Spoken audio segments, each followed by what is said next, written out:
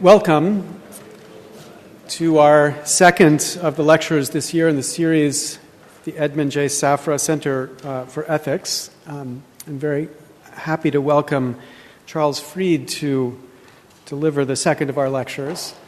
Charles Fried's an old friend of the center, an old friend of the law school, obviously. He is currently the beneficial professor of law.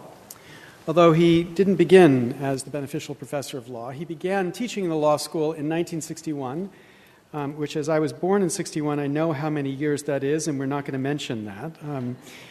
And I progressed through the law school, and he was the Carter Professor of Law before he left in 1985 to become the Solicitor General of the United States at the end of the Reagan administration. And after serving as Solicitor General, returning to the law school, he then left the law school again to become an Associate Justice of the Supreme Judicial Court of Massachusetts, and returned, and we hope we can keep him permanently now, to the law school in 1999. Charles Fried's writing has spanned both law and philosophy, and his career has been inspiring lawyers and philosophers to think about the interaction between these two fields. And in my own case, I'll tell a story that even Charles doesn't know. I was a student at Cambridge studying philosophy in 1985 when he came to participate in a debate at the Cambridge Union, and I, in fact, was one of the people debating with him at the Cambridge Union. And at that moment in my life, I had no idea what I would be when I grew up, imagining I might stay in philosophy, as the Cambridge philosophers were trying to convince me I ought. And there came this extraordinary law professor from Harvard, who was as agile as a debater, as wise as a philosopher, and as inspirational as anybody we had seen. And I told my girlfriend, she's not my girlfriend or my wife now, but I told my girlfriend, if I could be that when I grew up, I would be proud of what I had done. I'm not quite that yet, but I'm proud to say that it was his intervention that convinced me that his career was the sort of career one could justly aspire to. So I'm honored and extremely pleased to welcome him to the center, which I've come back to Harvard to run, to deliver our lecture tonight. Charles?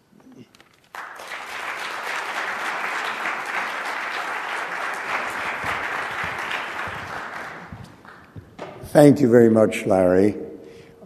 It's a good thing that an introduction is not an affidavit, but the story nonetheless is quite moving. If this lecture had an epigraph, and if it were written out and I would publish it, it is not. It's written out in a form which will force me to extemporize because I have nothing I can read. It would be this statement from Nietzsche, which I love so much that I will say it first in German. Hat man sein Warum des Lebens, so verträgt man sich fast mit jedem Wie. Der Mensch strebt nicht nach Glück, nur der Engländer tut das. If man has the why of his life, he can put up with almost any how. Man does not strive after happiness, only the Englishman does that.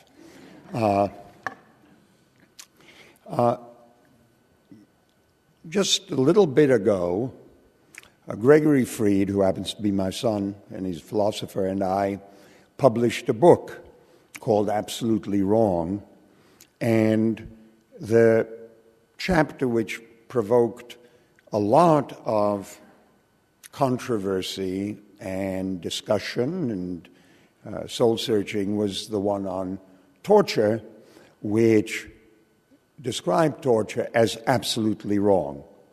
I'm happy to say, because I'm sort of sick of it, torture is not my subject this afternoon. Rather, it is my subject only as an example of a kind of moral judgment, the judgment which claims that something is a constant and an absolute. This judgment about torture, and I would suppose about anything as being absolutely wrong, has provoked considerable resistance. Resistance from wise and reasonable people, decent people, whom I greatly admire. Indeed, not one but two Federal Court of Appeals judges who are dear friends wrote me saying how much they liked the book and all of those things. One of them said that my son looks just like me, which he does not, and that I ought to advise him to go to law school because there's no future in philosophy.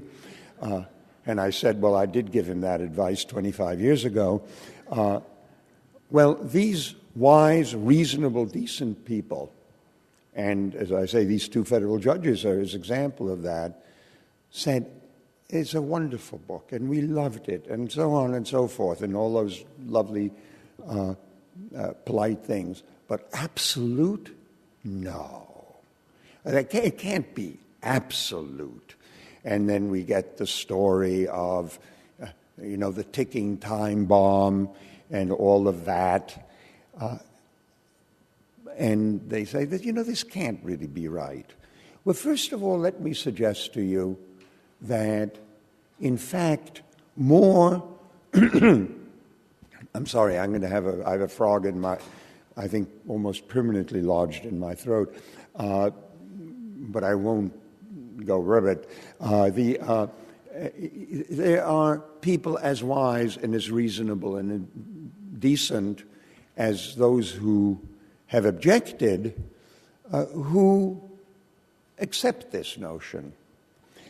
Beyond that, when you press them, and we move away from Jack Bauer and the ticking time bomb, and move, for instance, to the case of the terrorist who is uncrackable. He is hardened. He feels no pain or whatever. But he's devoted to his child of 6. How then, Judge X, Judge Y, would you feel about torturing the child? There, they say, no, that goes too far. All right, maybe that does go too far. But if that goes too far, what is the too far that it goes? Well, the child is innocent, so on and so forth. But at that point, we are no longer debating about matters of degree and absolute. We just think the absolute has a somewhat different structure. There's a disagreement about whether torturing anyone is absolutely wrong, but there is agreement that torturing an innocent person or a child is absolutely wrong. So the idea of the absolute is actually not so implausible and not so extreme as these wise and decent people suggest. And indeed, when I think about it and do a little research, one goes back to a wise, decent person, Abraham Lincoln, who was responsible for the first code of the conduct of war of any nation, the Lieber Code of 1863. And the Lieber Code in section 16 quite plainly says that there are some things which under no circumstances may be done. One of them is torture, cruelty to extract confessions or as punishment. Another one, interestingly enough, is perfidy. And I will have a chance to talk about perfidy in a moment because, in fact, I'm getting tired of torture. But also, if this is an unreasonable judgment, how come that it is an unreasonable judgment enshrined in the United States Code, in a variety international conventions, and fairly recently, belatedly I might say, in the teachings of that historic torture of the Catholic Church in the encyclical Veritatis Splendor. So my good friends, the judges notwithstanding, I'm not prepared quite yet to yield. But still, I am perplexed. Of course I am. Torture is a good example. It's a plausible example. It's understandable. Are there other examples? Well, this is a subject which I have been worrying about and worrying readers about for at least 35 years. And Sandy Levinson, who is here somewhere, was good enough to remind me that some 35 years ago, I wrote about it in rather similar terms, but not exactly similar, and thereby hangs a tale. And I won't keep that from you. At the right moment, I'll bring it up. But there are other examples. Lincoln has perfidy. One wonders what perfidy is. Perfidy in the context of war is not trickery, it's not deception, but what it is the deliberate use of various conventional ways of calling off combat. For instance, it is an example of perfidy to carry on combat flying in an ambulance, to use an ambulance to transport combatants or arms. It is perfidy to invite your enemy to a colloquy about truce and to use that as an occasion for capturing and maybe killing them. Now, those seem a pretty good example. Judicial killing of an innocent person. I'm not so strong about, I don't have any absolute views about killing. I'm not a pacifist. But the judicial killing of an innocent person, I would think that would fall rather nicely under the category of an absolute. Abuse of children is another. I used to think lying, and maybe I still do, and I've written about that. Abuse of children, sexual violence, all of those seem to me fairly good candidates for this category of things that are absolutely wrong. Well, I want to make it clear, and I'll discuss this in a moment, that I am not talking about the minimization of torture or of cruelty or of the suffering of children or of the conviction of innocent people. Those are perfectly reasonable goals, that you should seek to minimize those things. But that's not what I'm talking about. I'm talking about it being absolutely wrong to do them yourself. Well, let me worry that point first, because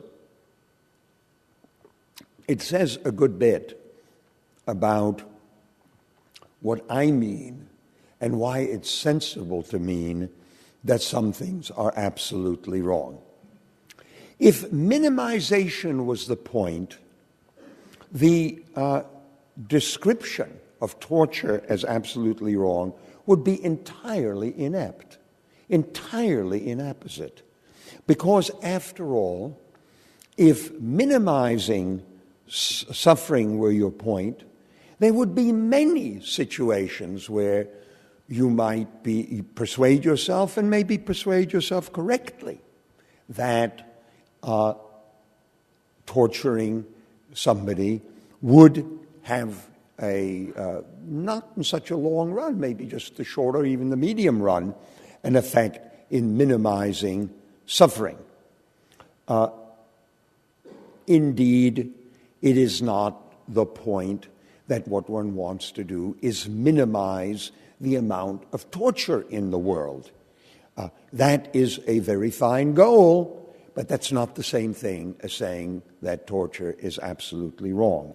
And I'm going to want to explicate that a little bit because I think it's an extremely important point. It not only misses the force, the minimization point, misses the force of the absolutely wrong argument, it also misses the structure of what is asserted in any of these absolutely wrong situations.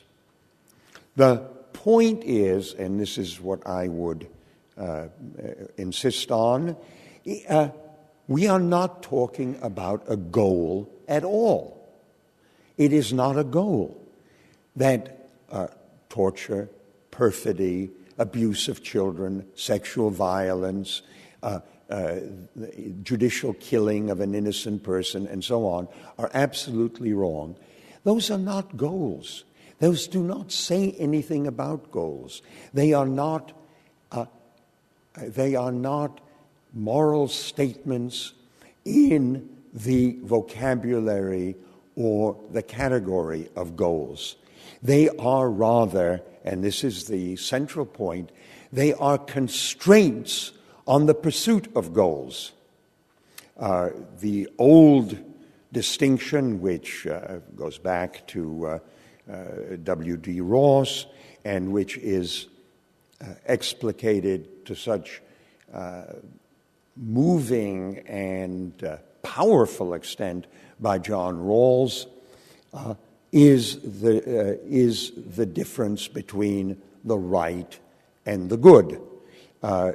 The right has to do with the observance of these constraints.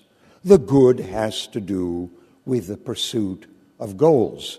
And the right and the good together, as Rawls taught so powerfully in the theory of justice, although everybody seems to, not everybody, but many people seem to omit reading the particularly poetic third part of that book, the combination of the pursuit of the good, that is to say the choice of the appropriate goals, subject to the constraints of the right, are what make what Ronnie Dworkin, in a manuscript soon to be published, he threatens, I've read it, many of you perhaps have, what makes up together a good life. And I think he's got that exactly right. Now, can these two things be translated into each other? That is an attempt that many have tried. For instance, can you make the right your sole goal so that you don't have these dual elements in your moral life, the constraints under which you pursue your goals and the goals to which you devote yourself, but you just have one? That's always better, isn't it, to just have one thing rather than two? Although I must say I'm not good at standing on one leg. The motive and the desire of people to translate these things into each other is a very powerful intellectual one, and in a sense an admirable one, because the quest for coherence is the very stuff of intellectual life. So can you translate the right into the good so that the right becomes your good? No. for a very long time, critics of Kant, who is my scripture, critics of Kant have faulted him, have said, you see, he's empty. And that goes back, almost immediately to the publication of his work. It's empty. How can you, for him, the absolute constraint was the categorical imperative in its various formulations. How can that be your good? Well, if that's what he'd been saying, and I must admit that there are many passages where it looks like that's what he's saying, but as with all scripture, one must read it generously. If that was so, then the charge that it is empty would have a great deal of bite. Because how can you have, in mathematics or in the moral life, how can you have constraints with nothing that is being constrained?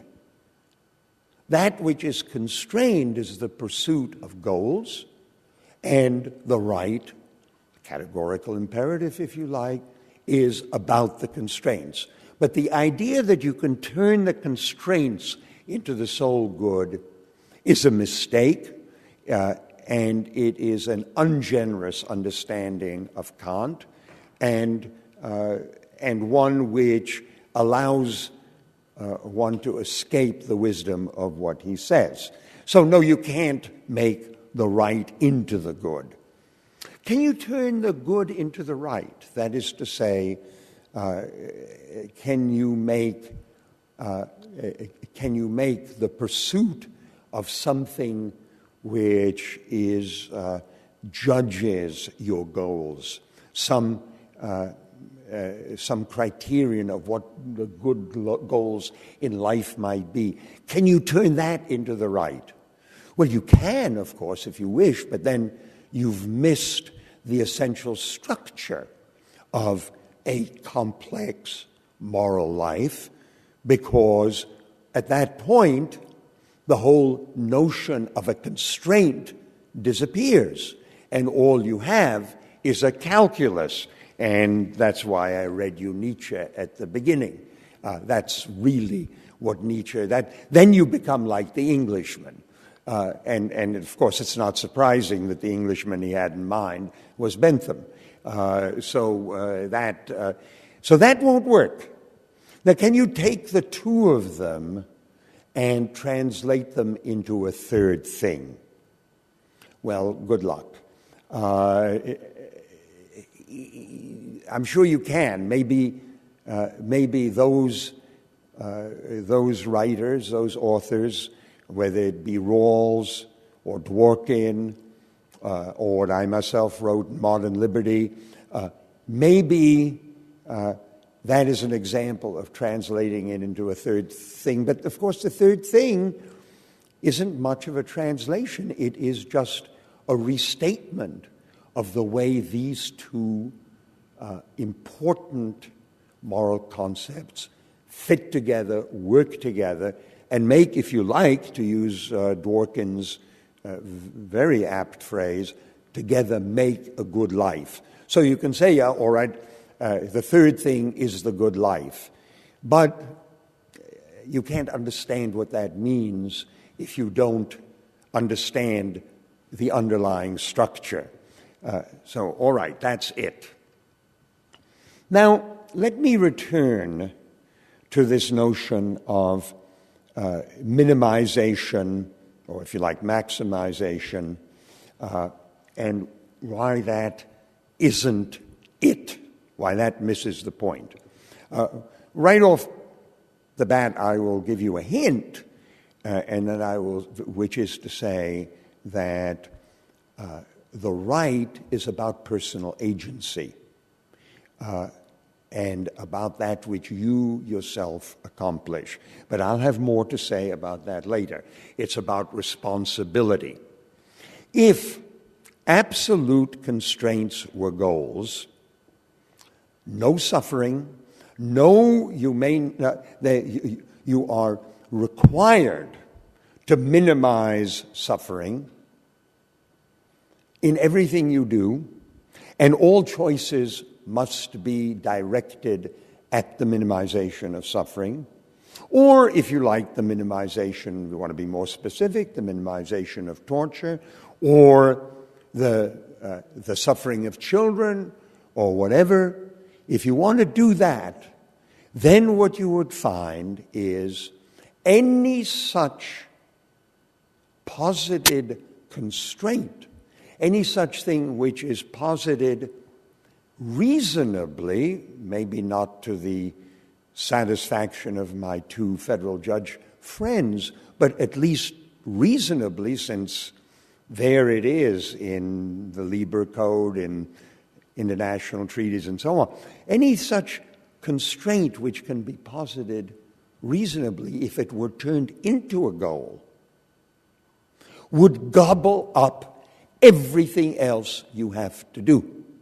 It would prohibit you from doing anything else, because there is an enormous amount, an infinite supply of suffering in the world to be prevented or alleviated. If you want to join Doctors Without Borders, and so, I have a brother-in-law who's done that, the most admirable human being I know. That's wonderful. But I don't imagine he has made whatever it is, whatever the goal of Doctors Without Borders is, has posited that that is a goal that has absolute status, the way the constraints do. Because if it were, then it would gobble up everything else.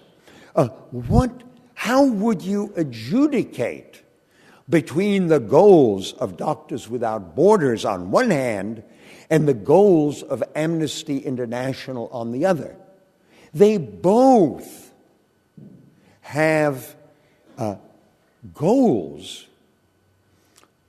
which are thoroughly admirable, and they both have goals which are correlated with various constraints about what one must not do in the pursuit of whatever goals one has. But they cannot be viewed absolutely, because if they were, the Doctors Without Borders could engage in torture in order to provide, if need be, the requisite amount of medical attention, and the torturers, etc. I mean, there is no way that those admirable goals can be viewed absolutely without gobbling each other up, and more important, without gobbling up, and this is something that I wrote in my previous book, Modern Liberty, without gobbling up my liberty to be a choosing human being, choosing his own goals. Everything one does would, under that intellectual regime, have to be referred to the maximization of the goal or the minimization of the negative goal, either put it however you want. And even if it meant resting, going on a holiday,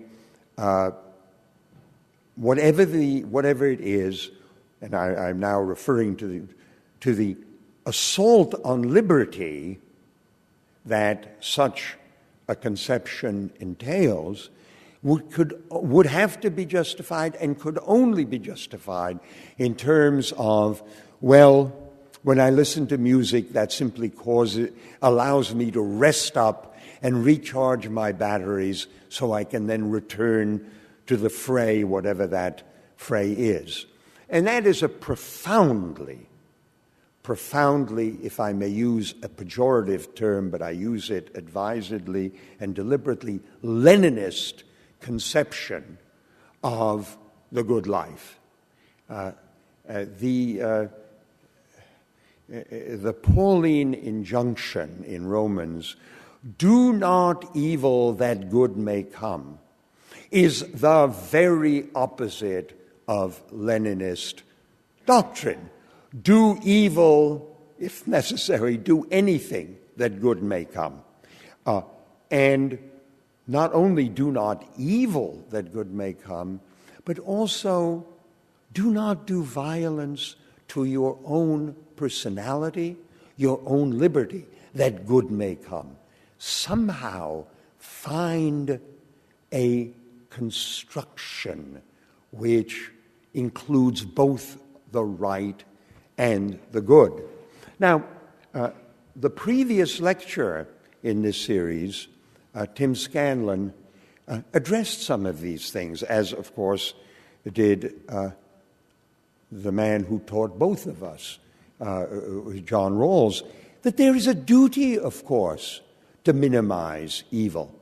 Yes, and in a sense, if it's a duty, it's an absolute duty, but up to a point and within certain structures. And those structures are the structures that a proper conception of the right provides. Now, I promised, and I will now move to what is the prominent place that personal agency, responsibility plays in a morality of both the right and the good, a morality of things that are absolutely wrong, a morality that acknowledges constraints.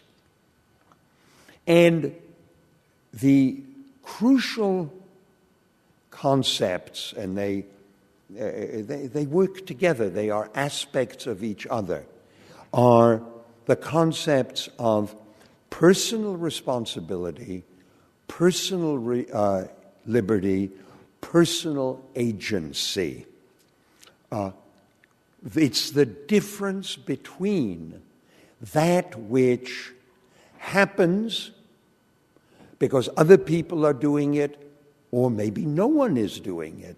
Tsunamis are doing it.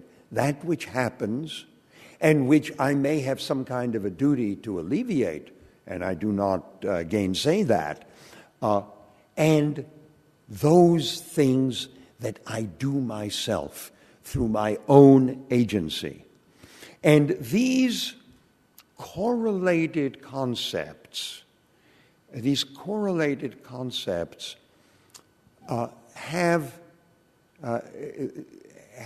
a reflection in the idea that these are constraints and not goals. Because, as I pointed out, if they were goals, then the personal agency would have no particular significance. There would be no particular significance about the difference between the torture that I might inflict and the torture that others are inflicting that I, because I do not make Amnesty International the goal of my life, prevent. There is no difference in principle. There is a difference, perhaps, in the practical ability that one has to avert those evils which are close, and the lesser ability to avert those evils and to produce those goods which are more distant. But that's only a matter of degree to, as George Bernard Shaw famously said to his dinner companion, we're just arguing about the price, or we're just being English about it. And I don't want to be English about it. I want to be German. I mean, the Germany of Kant, but German. So that Those are the ideas. The correlated concepts of personal agency, personal liberty, personal responsibility. The constraints apply there, and goals, the good, escape those notions. They are strivings, they are areas in which I am, where it is appropriate for me, and to a limited extent indeed incumbent upon me, to be an Englishman, that is to say, to calculate, to see how I can maximize, and so on, up to a point.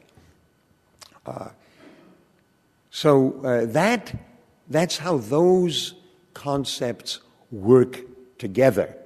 And you can see how, if you lose the independent force of the constraints of the right, then the good gobbles everything up, and you lose your liberty, and you lose the special aspect of that for which you are responsible as an agent. Now, this is obviously a very abstract discussion, and they are marvelous. Thank goodness for that, because it keeps philosophers employed and gainfully employed. There are marvelous elaborations on this. There's the whole business of, well, what does it amount to be an agent of something? When am I an agent of something that I do not prevent? And when am I an agent of something that I haven't chosen but which has something else as its collateral effect? These are wonderfully intricate problems, and we have, of course, the whole literature of the trolley problems and Francis Cam's most aptly named book, Intricate Ethics, in which these things are elaborated. But what is elaborated, I would like to say, is, in fact, the structure of these two coordinated moral concepts and moral imperatives upon us. Now, let me move beyond this, because I have used examples from personal morality, things I choose to do, and so on and so forth. But let me move to a topic which is, well, it's very much the topic of our book, but it's the topic of much writing. One of the best pieces of writing of Michael Walz's essay, from which I take the title of this section, Dirty Hands. And he tells us about chapter 15 in Machiavelli's Prince, where Machiavelli says that the prince, I think he may even say the good prince, but I don't think he uses good in quite the way we've been using it, must learn not to be good. And the text which is used, generally it's used by Walzer, and it was used by one of my federal judge friends. You see, my federal judge friends are very learned and sophisticated people. And this particular judge said, I don't like this absolute stuff. My text is Weber's The Vocation of Politics. Politics as a vocation. And of course, that's a text which is urged by those who say, well, it's all perfectly well and good to talk about what I will not do as a private person. The constraint, I mean, there's just some things I won't do and so on and so forth. But as a prince, as a leader, as a person in a position of responsibility, you do not have the luxury. It is maybe even wrong for you to observe those constraints. What you must do is follow the rule of consequences. In other words, to be an Englishman. And Weber is taken as the wisest and most compelling of recent exponents of that view. Well, I think he doesn't say that. And in order to dispel this mistake, I'm going to read to you it's not such a brief section, but it's a moving one, from that very essay, which my friend Dick my friend the federal judge, cited to me. Surely politics is made with the head, but it is certainly not made with the head alone. In this, the proponents of an ethic of ultimate ends are right.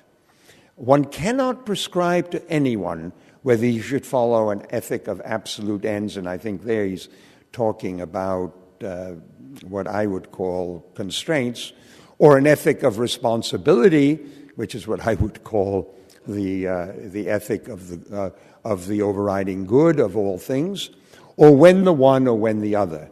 One can say only this much: if in these times, and this was 1921 in Germany, which in your opinion are not times of sterile excitation,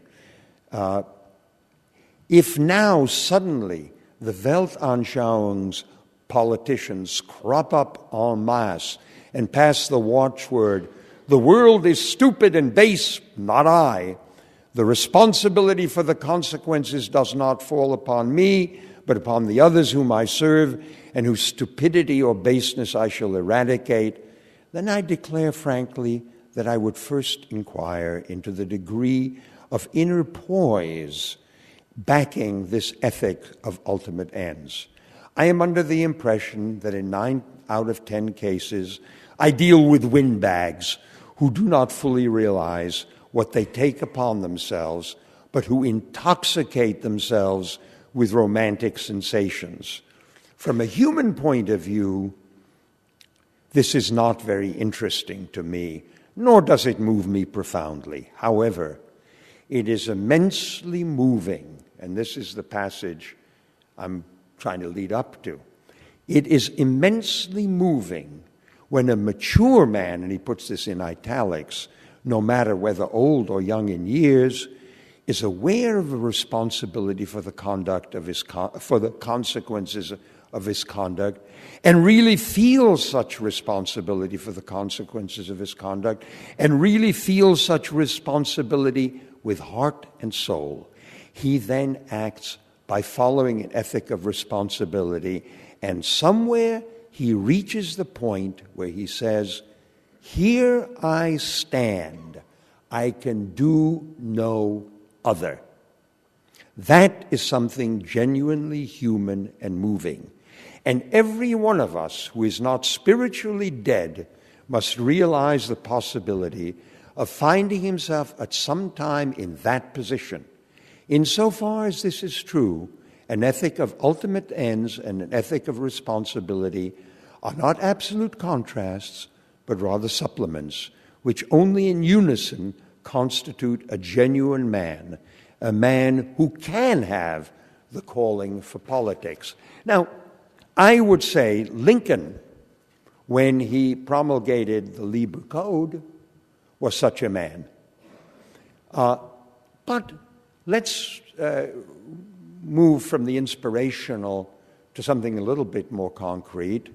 The lecture which you heard just, I think, last week from Tim Scanlon on institutional and individual ethics, the difference. And as I understood that lecture, which I didn't hear, but Tim was good enough to give me the text,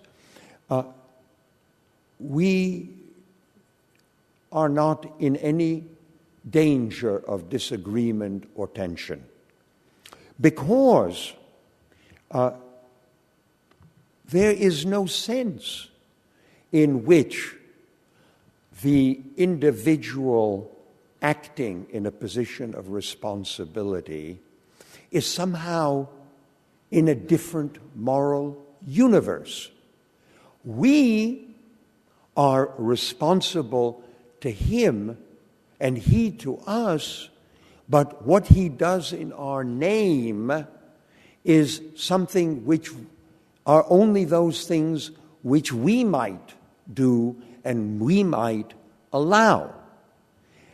The whole business of the goals he pursues, the harms he will not but could avoid, that is something which is calibrated and coordinated through ethics of duties, through civic duties, which is an ethics of considerable complexity, which Tim set out for you.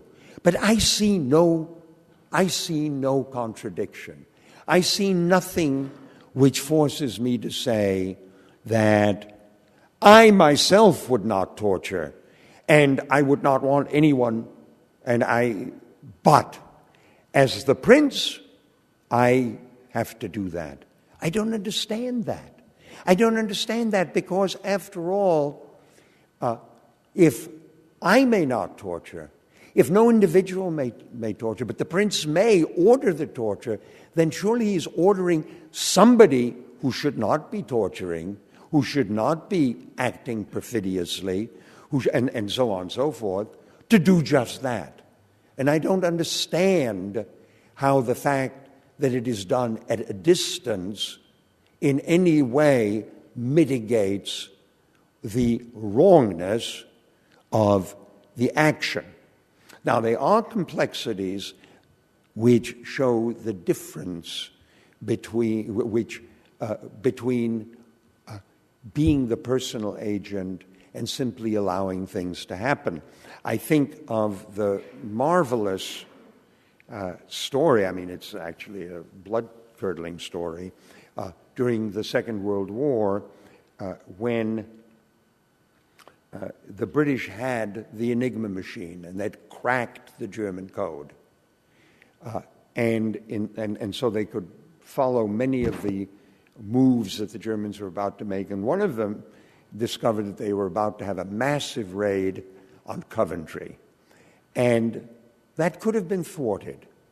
But Churchill made the judgment that if it were thwarted, the Germans would learn that the British had cracked the code, and more harm would come than would have been averted through the destruction and the death of many people at Coventry. I think that's quite different, for instance, than the firebombing of Dresden or the atomic bomb dropped on Hiroshima. Well, finally, let me come to extreme cases. And this is where Sandy was good enough to remind me of something that I wrote in 1978 on just this subject, and eerily, well, I didn't seem to have brought that just as well, so I won't have to read it to you, but eerily, in similar terms, plus ça change, but is a book called Right and Wrong. It confronts the business of extreme cases, ticking time bombs, and so on and so forth. And Walzer makes the point, of course, in those circumstances, what you order is not your own personal morality. This seems to, but doesn't quite echo Weber.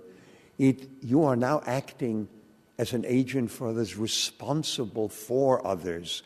And you can, and here this is Machiavelli's right, you really, the good prince will lose his own soul to save the people. Well, I don't think so.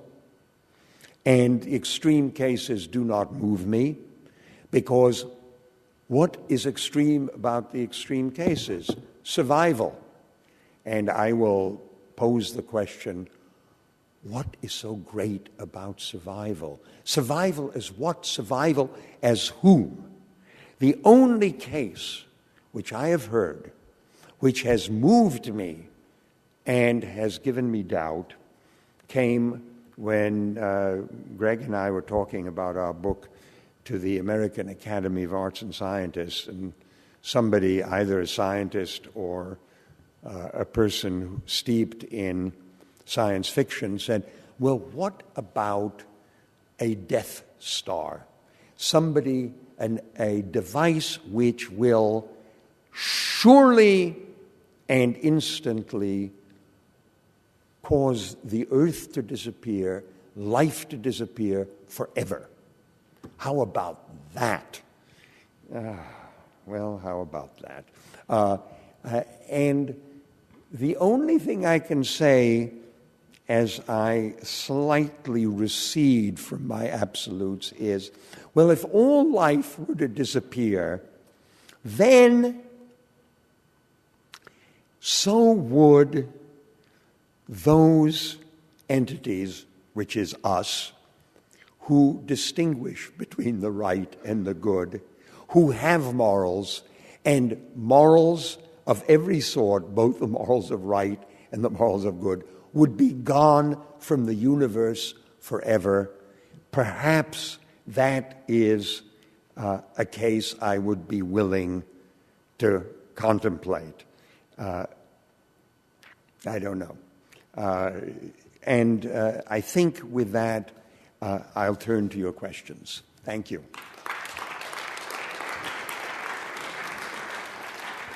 Yeah, you. Okay, so our convention is to have microphones. I see microphone people. Oh, okay, so they're going to pass out the microphones. My convention is to have somebody queued up for the next question. So if you want to ask a question after the current one, get my eye, and I'll make sure the microphone goes to you. But Arthur is the first question. So Charles, you cite... Wait for the microphone. It's being recorded. Charles, you cite approvingly Kant, Rawls, and Scanlon, and disapprovingly Lenin, and I think you have exquisite judgment in all four cases. It's sort of obvious, though, isn't it?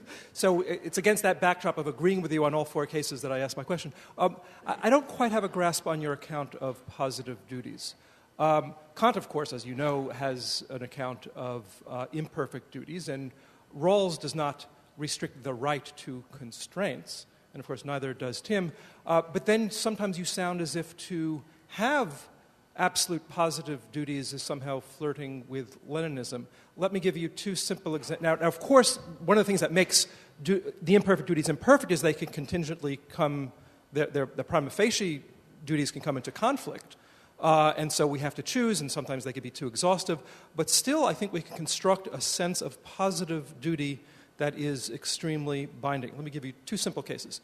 One private, one public. So the private case is the classic, child drowning in the pond case, which you can rescue at the cost of wetting your socks. And imagine as well that it's the only child you're going to confront today, and you're not on the way to saving 3 children. Right? So that confronts you as absolute a duty as we can imagine. Okay, and something from public life, in more up your line of alley. Imagine the right to competent counsel in a capital case where the state has money to spend on the prosecution. One would say that was an absolute positive duty to take some of that money and spend it on competent counsel for the... Now, do you disagree? Can I deal with those two? Yes, or do you please. have some more? That's it. No, those are two. Okay. Now, I completely agree about the child example and the positive duty, but look at the structure of that. How different it is from the structure of the wrong. There is a positive duty there, but as it's usually explicated, for instance, most recently in Justice for Hedgehogs, but classically it's not just It's not just Dworkin. I mean, Dworkin is a classic exponent, and as all classic exponents, he's not the first. The idea is, yes, there is that duty. Why? Because there is a great harm which can be averted at little or no cost. While if the harm goes down, so for instance, what is in that puddle is not a child, but a rather valuable, I don't know the name of a designer, but I can think of one, handbag. And I am wearing Jimmy Choo shoes. I don't know if men have Jimmy Choo shoes.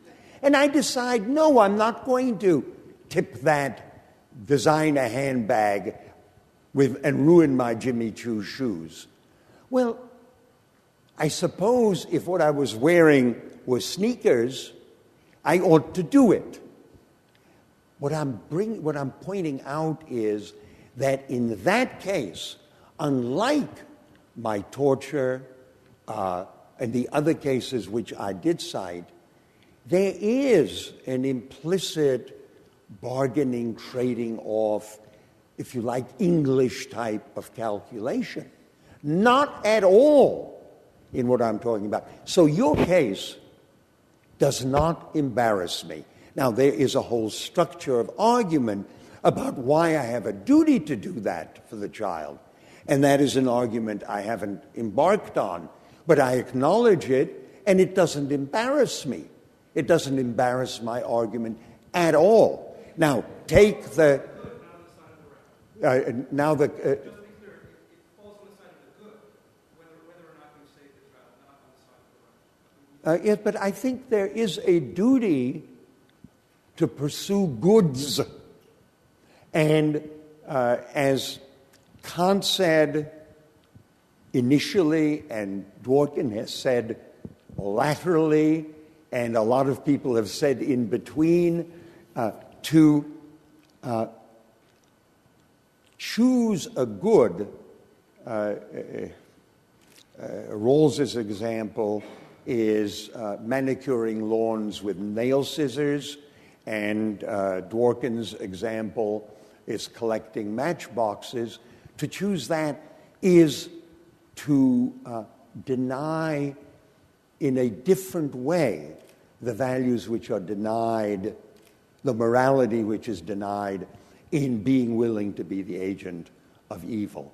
So now, the capital punishment, that's a very interesting example, and I have this to say about it. There is no absolute duty to provide that counsel. It's conditional. If you want to try the man, provide him with a counsel. If you don't want to spend the money on counsel, don't try him. And that, in fact, is the way that supposedly absolute duty in the law works. There isn't, well, you see my point. Thank you. Charles, in talking to your federal judge friends who protested against the idea of... That's why I moved up. I can hear you. Okay.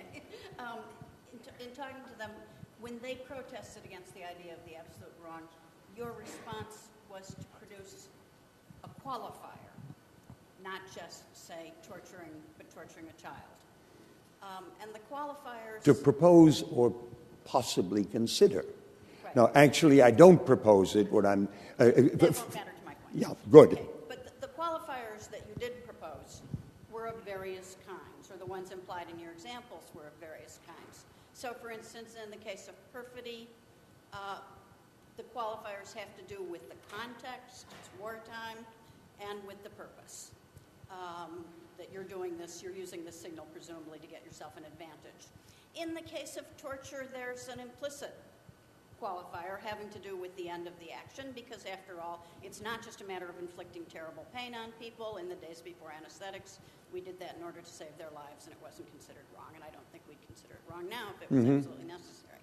So, but if you allow qualifiers sort of every conceivable kind, we could eventually move to a description of a quite particular action And then I begin to lose my grip on the difference between claiming that some things are absolutely wrong and simply claiming that some actions are wrong. I don't get it. I don't agree. I don't agree at all. The reason I would respond to my judge friends with the how about the child case, where they come, is for me to be able to say, well, okay, why not the child? Well, because the child is innocent. And that allows me to say, so you agree that some things are absolutely wrong. It's just that what's absolutely wrong is torturing an innocent person, not... now, I don't agree that it's all right to torture the guilty person. Neither did Lincoln. But what that brings out is the way you deal with those things which are absolutely wrong is by a categorical refinement rather than by a process of weighing and outweighing. That it isn't a matter of saying, well, if it's enough people and you're certain enough, then it's all right. That's not the structure of the argument. Yeah, I'm happy with that. My Good. point, though, is that I guess I would like to hear sort of what kind of thing you're talking about when you say things can be absolutely wrong. Is it a certain act type? Is it an act for a certain end? Is it an act with a certain object? It's a certain... well, I think it's an example. You say torture causing pain. It's not causing pain. That's not what torture is. It is causing pain in order to destroy... I had hoped I wouldn't have to talk about torture. I'm so sick of it. It's causing pain for the purpose of destroying the will of the person so that that person has lost all self-respect and all willingness to resist, which is not, of course, what you do when you perform a necessary battlefield amputation without anesthetics. It's quite different. So that's how I would describe it.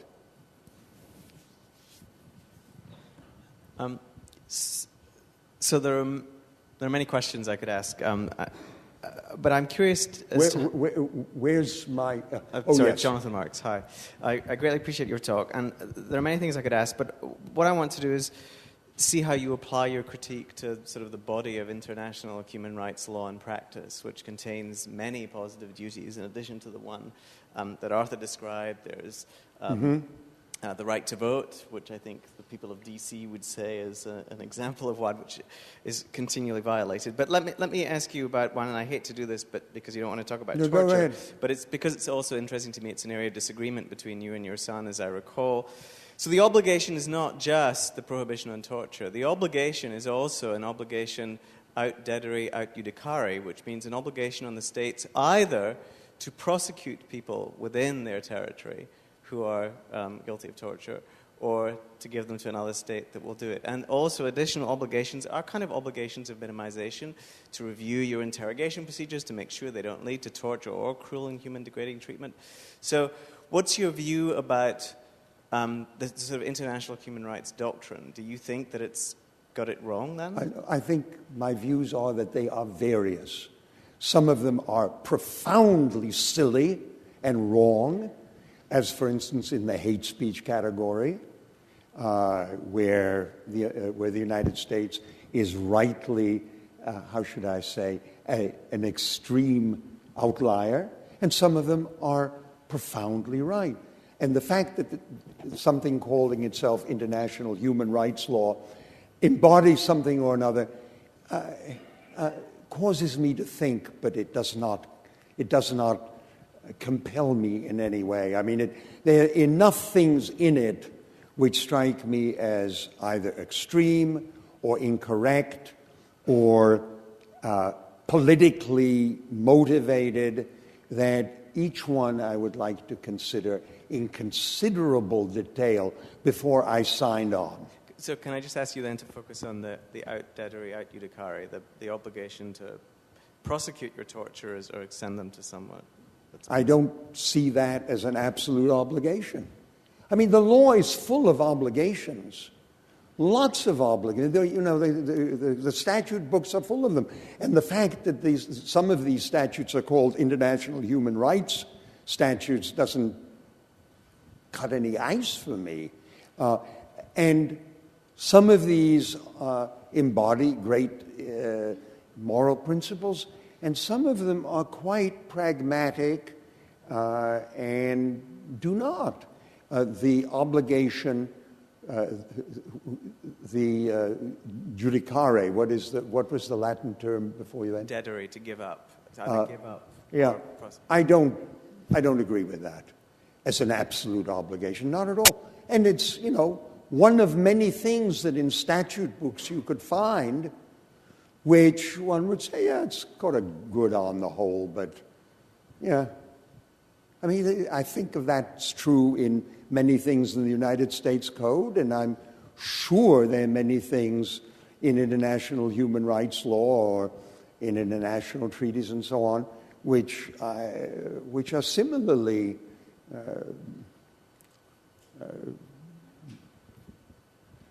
avoidable.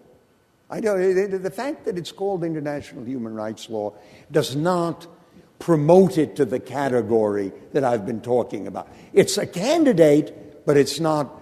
It doesn't get automatic promotion. Okay, well, I hope we can follow up over dinner. Thank you. Charles, that was a very, very interesting talk. Do I have to do? I think it's on.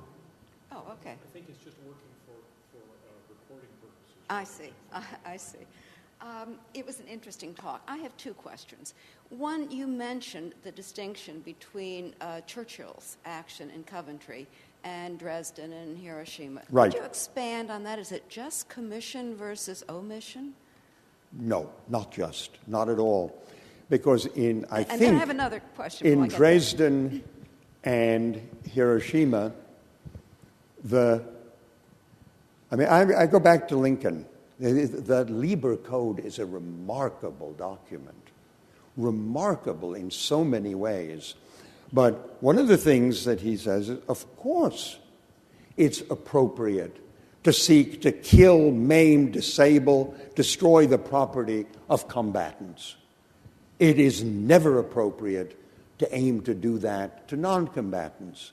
And then he says, as the law of war plainly says, that if your aim is the first, but you know that you will produce some of the latter, then it's a question of balance.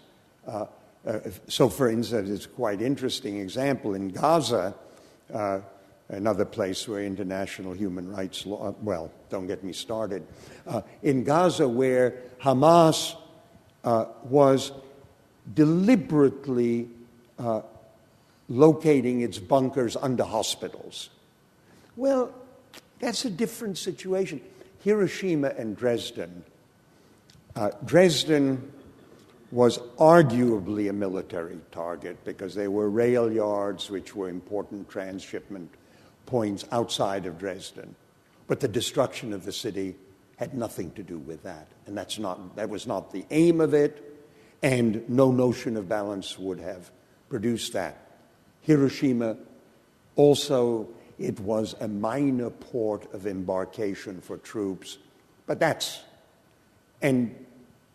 why I feel strongly about those examples. But failing to act in Coventry meant that civilians would lose their lives. Yes, and Hitler was doing that. Churchill wasn't. Just as if Churchill had decided to scramble the Spitfires, of which he had a limited number, to intercept one group of bombers rather than another. I think it's straightforward. Can I ask the other question? You said that I'm all yours. You said that the prince is a representative of the state. Of the state, with the responsibility for the state. Yes. The prince should be governed by the same constraints as an individual. Now, I'm assuming that you don't consider lying as an absolute constraint in the same sense that torture is, and yet you would say it's not a good thing. I've written about this a long time ago, and lying, I think, is one of those things, thinking of my answer to Chris Korsgaard, which has a structure. For instance, St. Augustine, who is the great moralist of lying, asks about when there is somebody hiding from a murderer under the skirts of the person questioned, and the person questioned says, "No one here." Well, there, yes. There is a question of, there are categorical, another thing that's said is lying to a person who is entitled to the truth. That would be an example. I'm not sure that I want to sort of stake my life on that one, but that's a possible categorical answer. And then, at the opposite end, from extreme bad consequences, I think of the trivial, where it is not torture to pinch someone, and it is not maybe a violation of the duty to lie to say to somebody, "What a delightful evening I've had, thank you very much." Let me tell you where I'm going with this. Yeah, where are you going? Obviously, it's not an absolute. You're hiding somebody under your skirts. Oh, that could be an absolute. The absolute just has to be stated carefully. Okay, so here's where I'm going. We kind of learn these distinctions, and we learn at our mother's knees that in general it is not a good thing to tell a lie. Yeah. And yet, the princes among us, the people who are representing corporations, the politicians, as we have been seeing over the last several weeks, and the government, lie all the time, and not only do so with impunity, but sometimes, particularly when the government lies about, well, I remember Eisenhower said that the U-2 plane was not a spy plane or something, or it wandered into the Soviet Union. That's okay. We excuse that quite generally. There's very little approbation. Individuals are governed by a different standard. Well, I don't agree with that. I think it's a question of,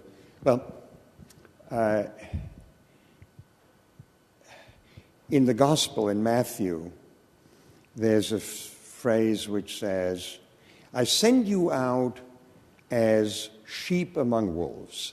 Therefore, be ye as cunning as serpents and innocent as doves."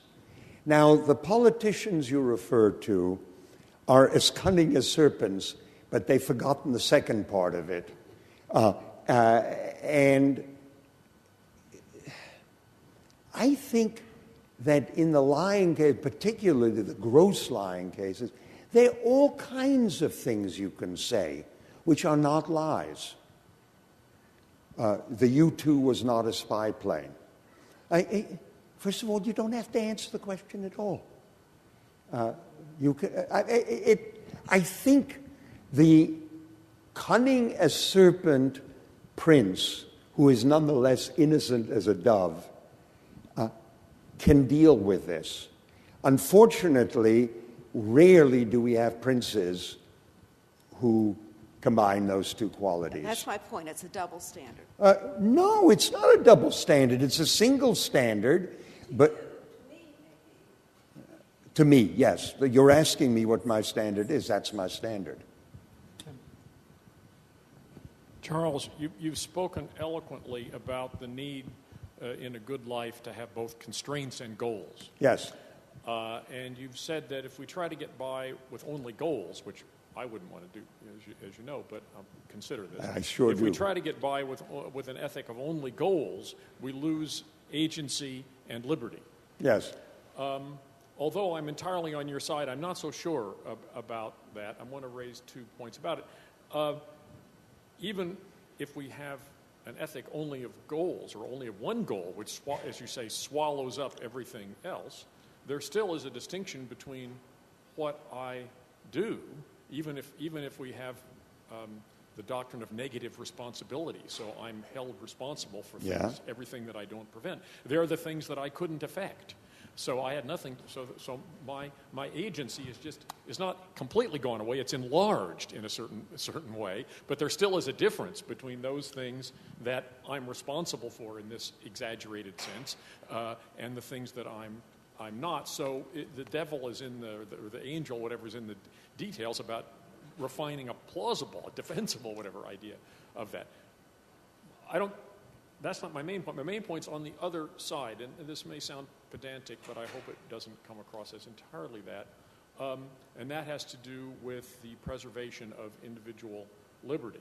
And you're absolutely right. It's very difficult to protect individual liberty, as it were, by assigning a value to it, making it a small goal, because there are going to be all these other goals that are always going to outweigh it. So we can't explain why it's all right for the person to have this sphere within which he or she can act in a way that doesn't maximize the master goal. That seems quite right, that one can't do it only with goals.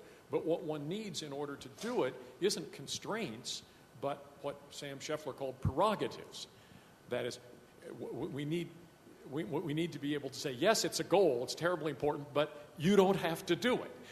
So in a certain sense, it's a slightly more puzzling question about the relation between the goal and the constraint. It's one thing to say, yes, these goals are terribly important, but there's something else that's important, which is observing these constraints, right? But there's a slightly more puzzling idea. Yes, these goals are terribly important, but there are many cases in which that importance doesn't have to govern you, and I think that's true. But I do think that one needs to notice that it isn't just the same thing as there being a constraint. That's all. Oh, fine. Are you saying I want to be, because I'm not sure I know Scheffler's work. So much the worse for me. I understand that, but are you saying that there are constraints on the goal? That's one thing, and then also there are also within goals themselves matters of prerogatives, and that's a different thing. And fine, yes, I have no doubt that just as constraints have a quite intricate structure, and if Frances were here, she would embroil us in it to a fare thee well. They have well, I have no doubt that goals may also have an intricate structure. I hadn't thought about that, and maybe what Sam Scheffler brings out is to talk about the structure of goals. Fine, that's an enrichment of thinking about moral life, which I would welcome. And I hope you'll give me the citation afterwards. One might put it in the structure of goals, but it might be that there's a thing about your relation with the goal. There's a question about how to put it, but okay, it's in his book, The Rejection of Consequentialism. Is that what it's called? Yeah. That sounds a promising title. Hi. I wanted to say a word in defense of focusing. I guess I'll go for defense of focusing only on the goals. Of what? Only on goals. Just goals are right. everything. So people who go for that, you mentioned several points about. For what I so charmingly referred to as the Leninist point of view. Yes. So people who believe in that need to give good air theory about why so many things look as though there are constraints and there are prerogatives, and there are many things that are they're virtues that are kind of not exactly captured by goals. You mentioned that there are. You mentioned the problem that if they hold several goals to be absolute, then there are different goals gobble each other. But I don't think I know any thinker in the history of, say, consequentialism or utilitarianism who held several goals, different goals, to be absolute. Typically what they do is they say there is just one thing that matters: maximizing happiness, maximizing good. I understand. I mean, that's a classic problem, and that's how they solve the gobbling up problem. Mm-hmm. But it's a very poor solution, because as everyone in the universe knows, the calculus of happiness, that's a hopeless morass, and it doesn't solve anything. It announces solutions without in any way guiding them. At least so it seems Maybe to it's a me. complex discussion. Now, I want to kind of quickly say a word on kind of each of the arguments you get. You mentioned that it's hard for them to have a good life. I think many of them would say, we didn't purport to give you a theory that would give you a good life. Many correct theories undermine how good your life is. You know, they don't want to tell me how to live a good life. I don't want to listen to them. It's about something else. It's about morality. Yeah. So well, what no, you I should do think morally. it has quite a lot to do with it. Indeed, finally, that is it. Let me just mention one final point, which is not mine, but Cécile Fabre's. She's a French philosopher working in the UK. Who? Cécile Fabre. Yes. She's a very good political philosopher. She discusses, so basically what she argues in relation to your earlier work is, she argues that the argue of the gobbling up between absolutes exists even for people who believe in constraints. So take your example of the state. It's actually very hard for the state at the same time to prevent its functionaries, officials, you know, each and every last policeman from lying and from torturing, etc. So sometimes you need to make choice because it costs, sometimes even in terms of money or, you know, training hours. There's just so much you can achieve in terms of preventing yourself, the officials of your own state. That's an interesting argument, but it doesn't trouble me for a moment, because that's like Coventry. I will never order the policeman to lie, to torture, and so on and so forth. And it will be one of my goals as a good prince to train them to the extent that I can, but compatible with many other goals that I have. But that's very different from having a torture manual and hiring torturers and having a torturing school. It's a very different point. And it's that which is absolutely wrong. It is not either in my own police department or in the world minimizing the amounts of torture that may be an important goal, but it's not. It completely misunderstands my point to raise that objection. Can I just come back?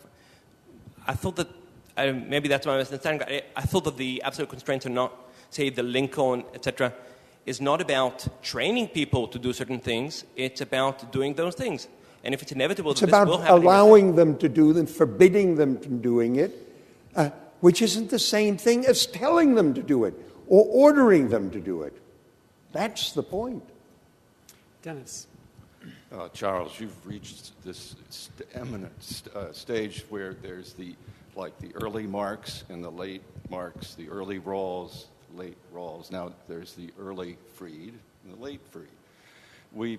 You passed over right and wrong, the book, not the subject, by just sort of saying it's not what you're saying now isn't quite the same. Mm-hmm. I would suggest in this, where you're talking about extreme cases in that book, there are two more than quite significant differences, one of which I think you have improved on, and one of which I think is a step backwards. And I want to ask you if these really are significant differences and if you accept the valence. The way, what you say there is there are catastrophic cases. That's a category of the catastrophic. In that category, judgments, including right and wrong, do not apply. Yep. Here you say it's absolutely wrong.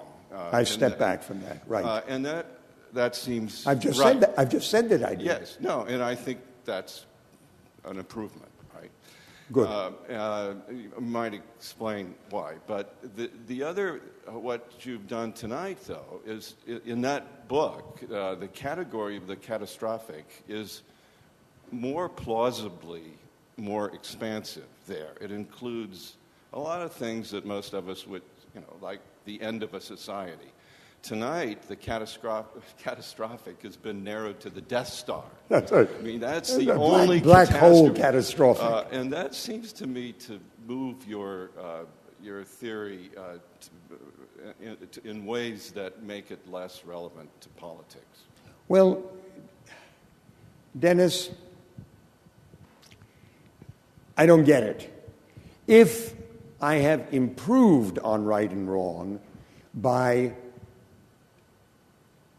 denying the limitation for the catastrophic, how have I taken a step back by limiting the category of the catastrophic to this, what I would call, moral singularity? I don't get it. I mean, either I was right then and I'm wrong now, or I was wrong then and I'm right now. You're suggesting the latter. But then how can it be a defect to say, all right, I'm right now, catastrophic won't let you off the hook, the extreme case won't let you off the hook. But I guess there is one extreme case I hadn't thought of in which all morality, all humanity, all thought disappears, and at that point, I don't know. I react in the way that one is supposed to react in the case of singularities, but I don't think that I can either have taken a step forward or I've taken a step back. But I don't see how I can have done both.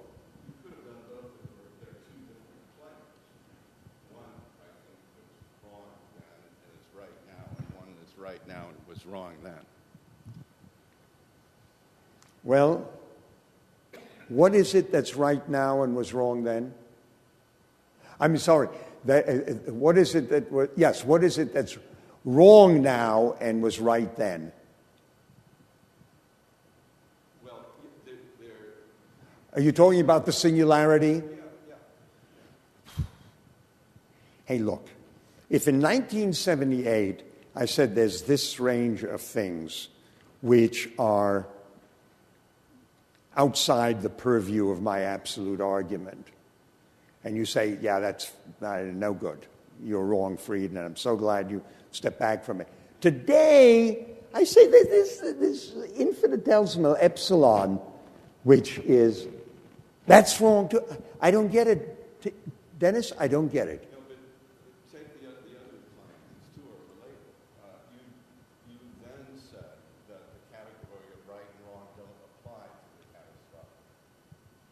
Yeah, that's wrong. I disagree with that. Yeah. The only thing that I can contemplate right and wrong not applying to is a circumstance existing only in science fiction in which all moral thinking and all human beings and all thinking and all human spirit disappears.